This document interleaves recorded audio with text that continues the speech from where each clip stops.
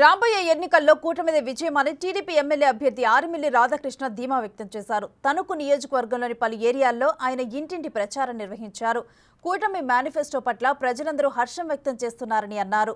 కూటమి ప్రభుత్వం అధికారంలోకి రాగానే నిరుద్యోగులకు ఉపాధి అవకాశాలు కల్పించడంతో పాటుగా మెగా డిఎస్సి నోటిఫికేషన్ విడుదల చేస్తామన్నారు.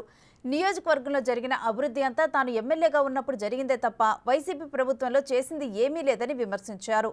రాబోయే ఎన్నికల్లో తనను భారీ మెజార్టీతో గెలిపించాలని ఓటర్లను అభ్యర్థించారు.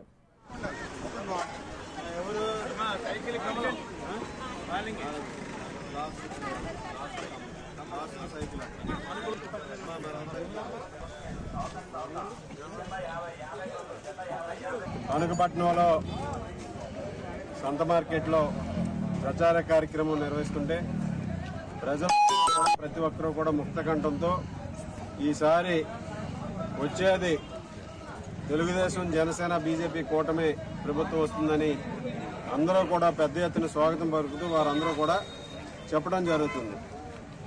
రాష్ట్రంలో ఉన్నటువంటి పరిస్థితుల్ని ప్రతి ఒక్కరూ కూడా అర్థం చేసుకుని ప్రజలందరూ కూడా ఈరోజు బయటకు వచ్చి మరొక వారం రోజుల్లో జరిగేటటువంటి ఎన్నికల్లో కూటమి అభ్యర్థులను గెలిపించడానికి ప్రజలందరూ కూడా కృతనిశ్చయంతో ఉన్నారు.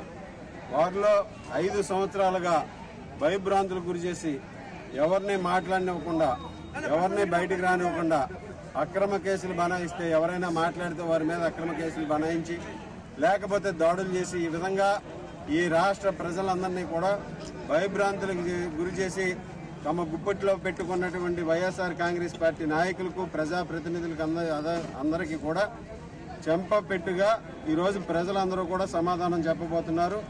వారందరూ కూడా ఇప్పుడు మరొక 4 రోజుల్లో For more videos like this, subscribe Big TV channel.